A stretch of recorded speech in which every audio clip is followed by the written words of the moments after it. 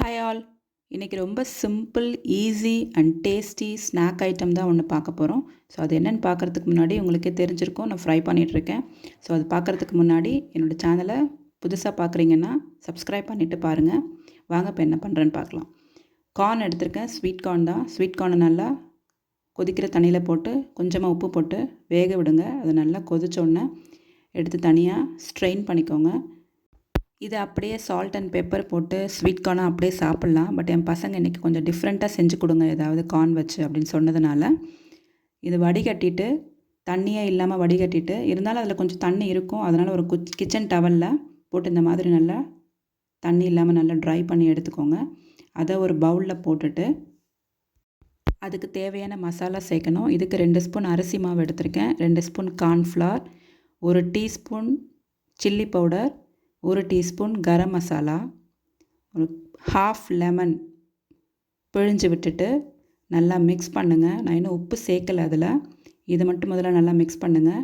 இது கூடவே கொஞ்சம் கொத்தமல்லியும் ஆட் பண்ணிக்கோங்க, ஃப்ளேவர் நல்லாயிருக்கும். ஸோ எல்லாத்தையும் போட்டு நல்லா மிக்ஸ் பண்ணிக்கோங்க. நான் போடுற வீடியோலாம் உங்களுக்கு பிடிச்சிருந்ததுன்னா என்னோடய சேனலை சப்ஸ்கிரைப் பண்ணிவிட்டு பாருங்கள். ஸோ தட் என்னோடய வீடியோஸ் எல்லாமே உங்களுக்கு நோட்டிஃபிகேஷனாக வந்துடும். ஆல் பட்டன் ப்ரெஸ் பண்ணிக்கோங்க. ஸோ இப்போ பார்த்தீங்கன்னா, இப்போ தான் நான் கொஞ்சம் தண்ணி ஊற்றுறேன். இதுக்கு முன்னாடி நான் தண்ணியை ஊற்றலை, அதிலேருந்து தண்ணி வச்சு நான் மிக்ஸ் பண்ணிகிட்டு இருந்தேன்.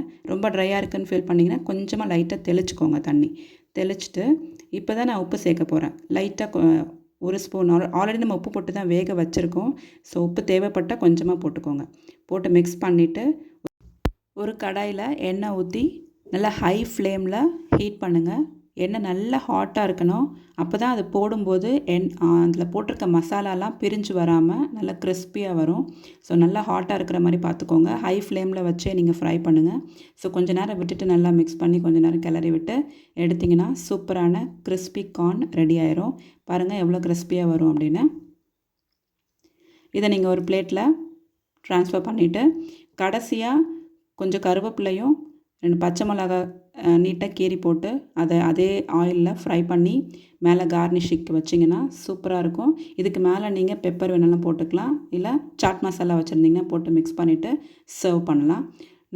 ஈவினிங் ஸ்நாக் டைமில் ஒரு டம்ளர் டீயோட இதை சாப்பிடும்போது ரொம்பவே நல்லாயிருக்கும். நான் என் பசங்களுக்கு பாதாம் மில்கோட சேர்த்து கொடுத்துருக்கேன்.